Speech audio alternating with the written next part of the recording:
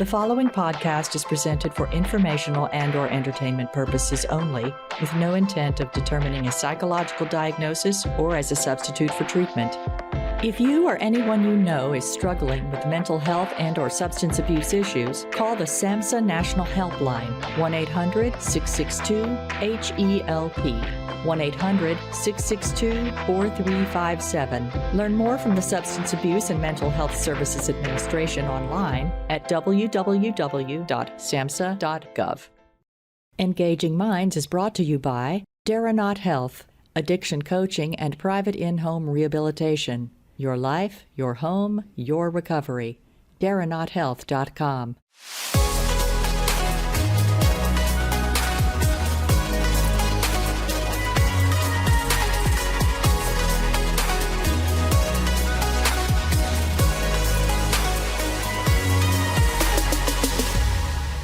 Hey, I'm Dr. G, and welcome to Engaging Minds. On our podcast, I like to look at our world from a deeper, more psychological point of view.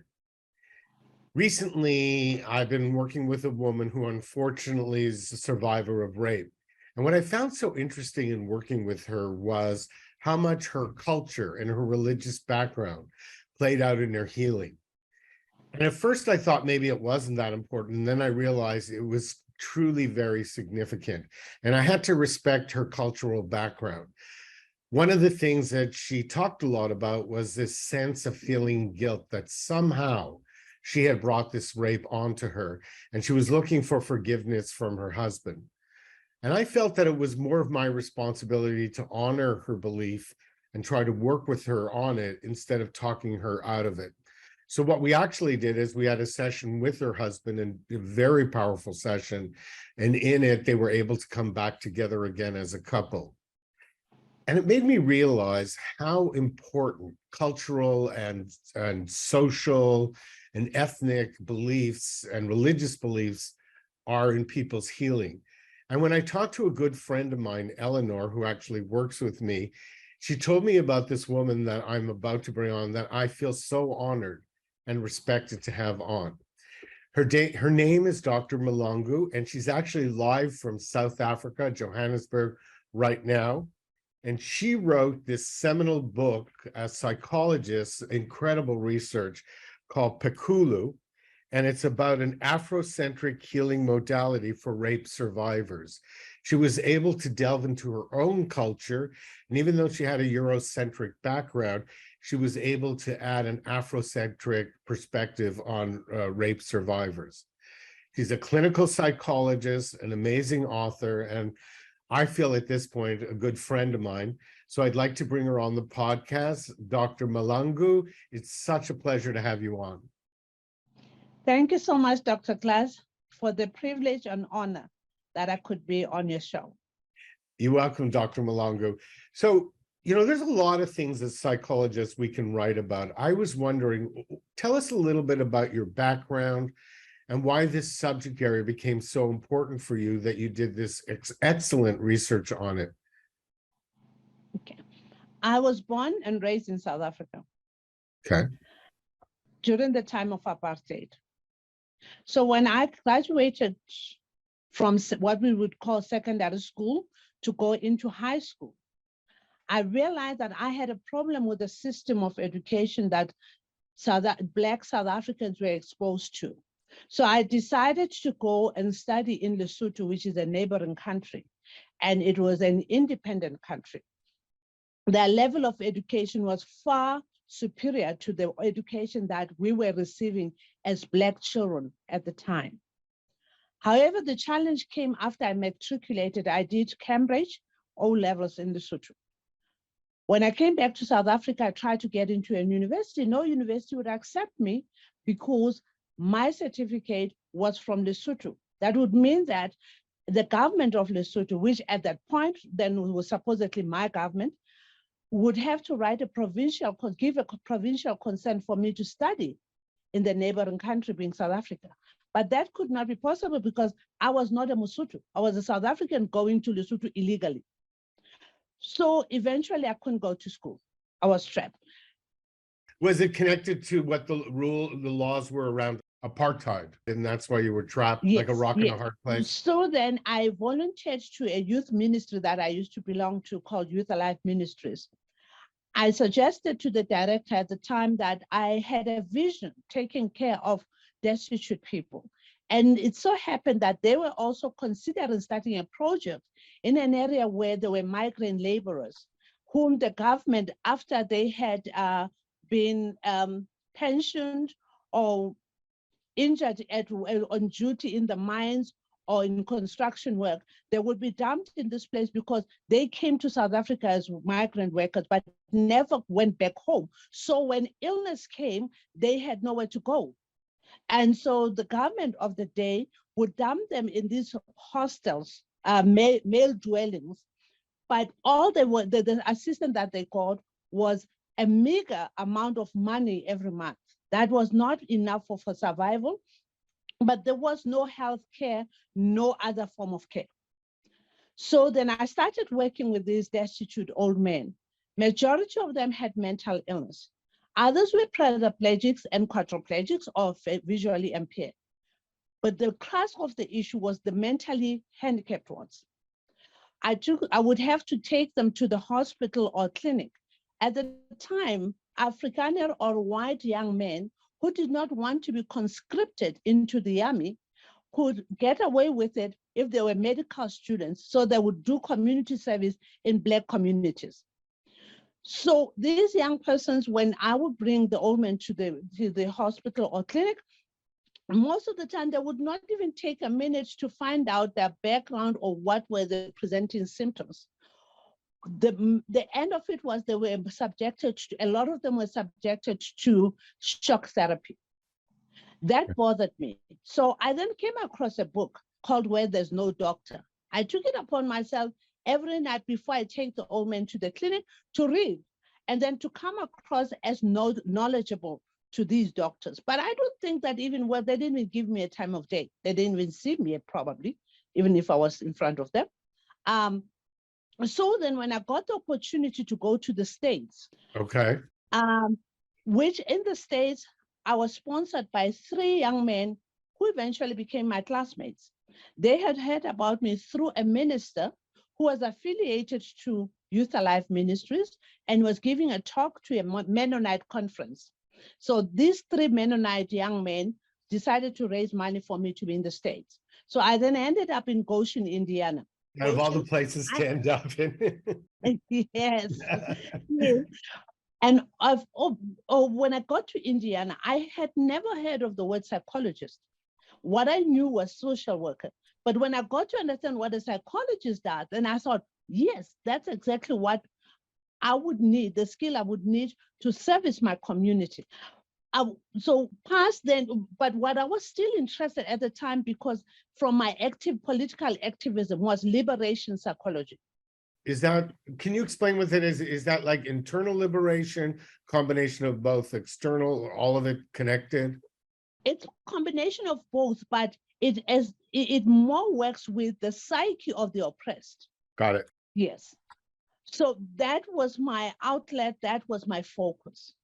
But when I got to graduate school, I then became more knowledgeable about the whole field of psychology.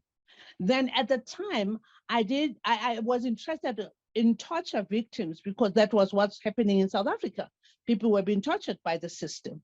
So I got the opportunity during my graduate studies to go and do an internship in Minnesota at the Victims of Torture, a Center for Victims of Torture in Minnesota, which was affiliated to the University of Minnesota. So that's where I got my training in exposure to trauma. When I came back to South Africa in 1993, I then realized that torture was not the only thing, and it was not as right as it used to be, because it was just close towards us getting our independence. But there was other forms of violence. So then I broadened my knowledge and expertise to incorporate, to school myself in the whole concept of trauma. I also had the opportunity to go and study more about torture victims and the psychology around helping torture victims in Denmark, in Copenhagen. So with all that knowledge, I was able to then work for the University of the Witwatersrand, known as WITS, in their trauma clinic. So that's how I then got exposed to rape survivors.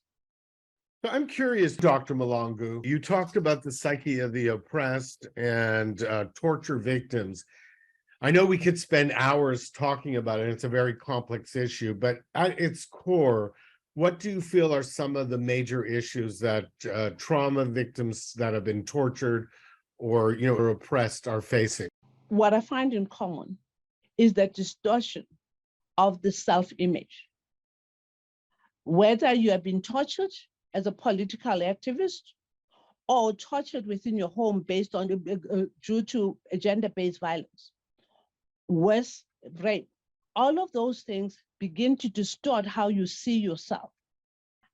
And part of what you were saying in your introduction, talking about how this lady was feeling guilty, that's what we would call survivor guilt.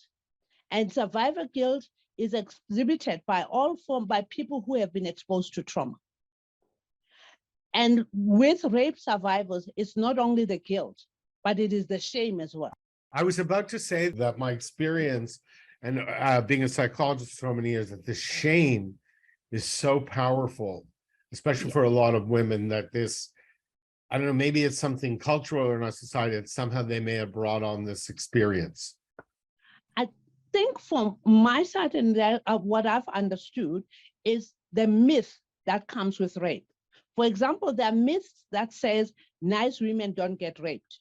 Exactly. So obviously that means if you are bad. There's also a myth that says a man with pants down, a woman with a skirt up can run faster than a man with pants down. Okay. So that is also blaming the victim. And there's also a myth that says women always cry out rape, or women tend to say no when they mean yes. So all of these myths contribute towards then how the victim ends up trying to understand or internalize what has befallen them. And so that creates a distortion a lot of times, as you said. It becomes an internal process, and then they started then I'm sure there's a lot of dissociation and disconnection you've experienced, that patients experience, clients experience, and even families experience, that they start to dissociate or disconnect from the victim. What I'm really curious about is, I know we have talked before that you had a very traditional training, similar to myself, what we call Eurocentric training. But then you went off and started to delve into and explore an Afrocentric perspective on dealing with rape victims. I wonder if you could explain to us what that is and how you got there in your process. As you rightfully pointed out, Dr. Klaas, that my orientation, especially having studied in the United States, was very Eurocentric in its orientation. However, when I came back home, I realized that I serviced an African population. And some of the techniques and approaches that I was schooled in seemed to be inadequate. For example, a number of our rape survivors were fixated with washing. And not just washing. In the book, Pekulo, I talk about the fact that there was one victim, as an example, who would take a detergent to use to wash their body, especially their private parts, and even use a scrub, because they were trying to get rid of the filth that they were feeling that they were carrying around. So in my effort to figure out how to help, because whatever, as I said, whatever approach we tried did not really work, I realized that something was amiss. And what was amiss is something that is centered to the African persona, which is spirituality or belief system. Okay. And what is that system? Within my community and my people, there are persons who are very centered in terms of the spirit, religiosity, God being the greater power. And can I again mention that I'm talking about people of African descent. There are other groupings of people in South Africa, but the focus is the population I work with, which is African females. So they would be centered with God and what God is saying. That's part of their ontology. But then you have also persons who believe in God, but also believe in those who have gone before us, our ancestors. Now, the word that people were trying to work towards deconstructing this whole myth about what Africans believe in and don't believe, how much of unbelievers, because they do reference to ancestors, then the word now is the living dead, talking about the living dead, which is the same word as ancestors. So they would reference to that, but I wish to explain that. Having said that, they have a reference. It is not that Africans, all Africans, worship ancestors. We revere to ancestors because we believe they have gone before us, and that because they have passed on, the African psyche and the African epistemology does not have a concept of the devil or of hell. The words that we use from a Christian perspective are all derivatives from European languages.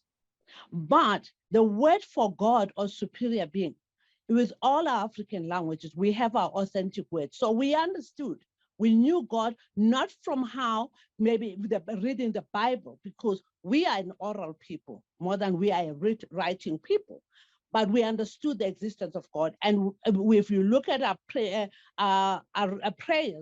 authentic prayers, and in the book Pekula, I do allude to one of those authentic prayers where we talk of God, but see God in the things that give us life, the earth, because we eat of the earth, like the cow, because we feed from the milk of the cow, we clothe ourselves from the hind of the cow. So we see all these things, then the stars, the moon, the sun, those personify God for us, but we understand God to be the supreme being. Okay, just quickly, what is the connection, Dr. Mahlangu? You said ancestors living, the living dead, which I actually love the concept of living dead, because it creates a connection that we all have to people. But what is the connection to that and the treatment of, let's say, rape victims? Is it a sense that the ancestors may have abandoned you or not protect you? I'm just curious where that connection is. It's twofold. Okay. One, yes, it could be what you just referenced to, that maybe the ancestors are not happy with you, especially people who have a spiritual calling, may sometimes find themselves going through traumas, even rape, because they are resisting their calling. But can I make it clear that ancestors are not brutal people, but sometimes use catastrophe to help us to then yield to what our gifts are. But there's the other side. My country is a very violent country, unfortunately so. So there is the violence also that comes into play, that people become victims, not because they are being punished for anything, but because we live in a violent society that has made even rape almost a norm. How do we change? I know this isn't a $1 million question, but how do you change that social construct, the idea that rape is almost becoming an acceptable norm?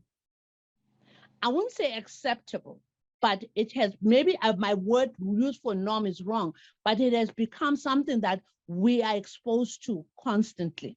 Okay. How we then get rid of that, from the research that I did in Pekulu, is that we need, for example, when people talk about religion and feel that they need prayer, they need certain rituals that their churches use to cleanse them. Remember, I said one of the things is the fixation to be clean. Yes. So absolutely. then the cleansing rituals become important. In my schooling, I was not taught about cleansing rituals, and they were not even recognized. But in my experience, I realized that for me to help holistically, I may not be schooled in that, but I need to respect. And I encourage, if my patients or clients would need to go that route. You said the most important word to me right now, Dr. Mahlangu, is respect. In working with that client, when I understood it didn't matter what my spiritual beliefs were, or etc. What was important, what hers were, and then he needed to respect them. And and this is what I believe you're saying, in order to really heal and lessen the trauma and get a person to a place where they're starting to reconnect with themselves, we have to respect their belief system and work within that belief system and not judge it. But that's where the power is. And you're right, as psychologists, so many of us were, and I know you have this training because we talked before, we're trained as scientists, and we're trained to a lot of times ignore so many issues, or let's say not put as much credence into those issues as we should. And I know here in the United States, I definitely see a shift starting to happen where cultural norms, racial identity, all diversity, that's playing a big part in how we're working with people. So that's very powerful. What you're saying is that you got to incorporate the belief system of the person. Yeah. Can I also mention that? Sure. I only mentioned the religious part, but also the traditional part, that within the difference between the traditional and the religious part in terms of cleansing, it would be that mostly the traditional part would also use herbs, and the religious part would use mostly water and salts. But all of those rituals are meant for the person to feel that they were cleansed from a higher power, whether it's with the help of the ancestors, the living dead, or with the help of God himself, or the combination of the two. The Bakoma, can I bring this concept, because I've had conversations with, and I need to explain why I use the word conversation instead of the word interviews. Because the Eurocentric understanding is that I come as an expert to come and ask questions. But from an African perspective is that I do not know, I come to knowledge bearers to converse with them and then derive the knowledge from them that I can then put in a context of my education. So the knowledge bearers, being Bakoma are the traditional healers, Baprofita are the spiritual healers. Bakoma was saying that, I was asking about why do victims of rape seem to experience multiple rape experiences? And they were saying that because sometimes a sort of stigma, or maybe in the Eurocentric way, I would use a curse that befalls them, and they need to be cleansed. So that is removed. And how the cleansing is done, it involves an animal, for example, a bird. I'm trying to, I may not, a pigeon, maybe that would be a better description. Okay. That would be used in that ritual, so that this evil spirit is put into this bed, and the bed is taken to be thrown where people do not pass, so that people don't eat it. And that is not cruelty to animals at all. What is the psychology behind that? What's the purpose of that ritual? Okay. First, the psychology behind it. I may not articulate the purpose, but the psychology behind it is that we are schooled in a medical method. When you go to a doctor and the doctor says, take 3 tablets 3 times a day, you do exactly that. And those tablets are tangible. Psychology is abstract. It's someone just talking to you. So what makes psychology, me talking to my grandmother, different to me talking to a therapist? So when the ritual is done, even though it's done by the traditional healer, but I'm trying to say the psychology of it, that you can see something is done, you can point at something. So they believe that when the filth is removed from me, the reason we have the fixation in the Eurocentric way is because it is not tangible. There's nothing symbolic except the talking cure. Right. And I also think that we tend to, a lot of times in my Eurocentric training, which I repeat, I know you had it, we try to think right away, what's the diagnosis? And we try to pathologize very quickly as to what the experience would be. And I feel when I listen to you, I feel like I learned, I mean, it's fascinating, and I can listen to you for hours. I learned so much about how important it is to integrate a person's belief system, and how it's my responsibility as a psychologist to not, again, I'm repeating myself, not judge it, but understand this is part of that person's belief system. And it isn't my place to decide whether it's right or wrong. My place is, how am I going to work and integrate that belief system into my work? We're going to come near the end of the podcast, but again, I keep thinking about it, and I go, I hope this is an inspiration also to other people that are listening to it. You've delved very deeply into your own culture and Afrocentric perspective. I hope it will also inspire other people that are coming from other cultures to do very similar research and find out what are the specific, what's important in their culture that they can bring forward in working with individuals, especially individuals of trauma, similar to the work that you've done. And I have to say very quick, as you talk, I told you I spend a lot of time, I live part-time in Santa Fe, New Mexico, and the belief system sounds so similar to the indigenous people of New Mexico, especially the belief in ancestors, and ancestors guard you and have power, etc., that life is this big cycle and continuation. And, I just think it's fascinating work that you're doing. So if people wanted to find the book, and please spell it for our audience, the title. The title of the book is Phekolo, Phekolo.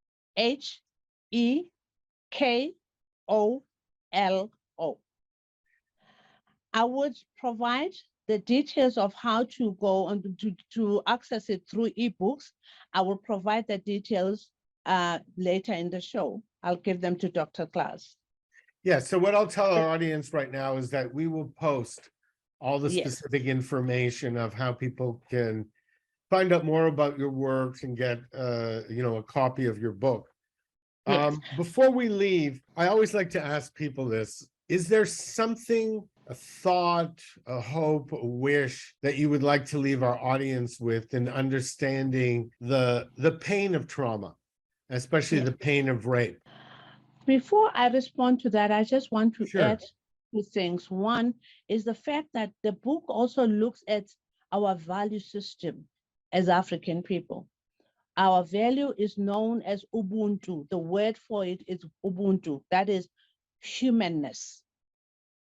And the Afrocentric approach, it emphasizes the fact that when you're talking about non-judgmental, it goes beyond just being non-judgmental, but embracive. That the empathy and the non-judgmentalness that I've read and was schooled in needs to be beyond. It needs to embrace the person and totally be unconditional in terms of who they are. Secondly, in terms the book, the research has also helped to look at the perpetrator. I may not elaborate on it, but the traditional healers and the spiritual healers do talk about the fact that the recidivism rate can be curbed because the very perpetrators, they have the filth, that evil spirit that has hung onto them. And if they too can be cleansed, most likely there could be a reduction in the recidivism rate that we see in the prison system. My last word to the listeners is to say that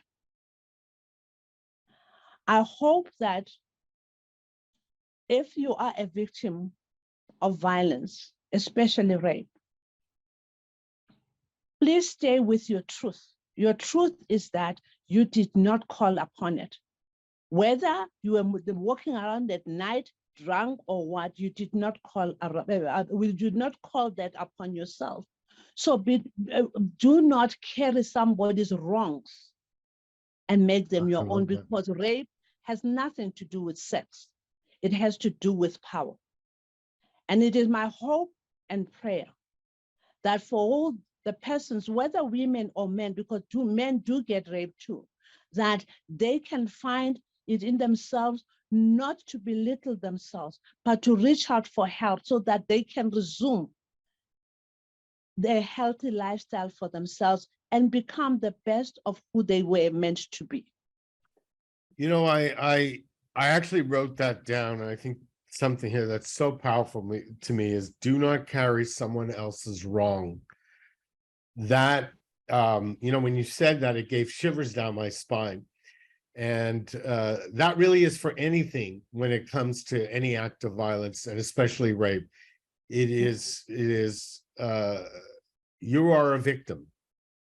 And like you said, you did not bring it on. And I also want to mention to our audience that we will post some helplines that if someone is a victim of rape, that we will forward those be some numbers, hotlines that people could call. So Dr. Mahlangu, I wanted to thank you so much for coming on. You know, again, I could listen to you for hours. It's so fascinating to me, and I respect your work so much as a psychologist. And I want to tell people the research in the book is so it's so professional and so well done. And again, I just thank you for illuminating us, enlightening us. And I wish you a lot of luck in your work in South Africa. Bye. Take care. Bye. If you or anyone you know is struggling with mental health and/or substance abuse issues, call the SAMHSA National Helpline, 1-800-662-HELP, 1-800-662-4357. Learn more from the Substance Abuse and Mental Health Services Administration online at www.samhsa.gov.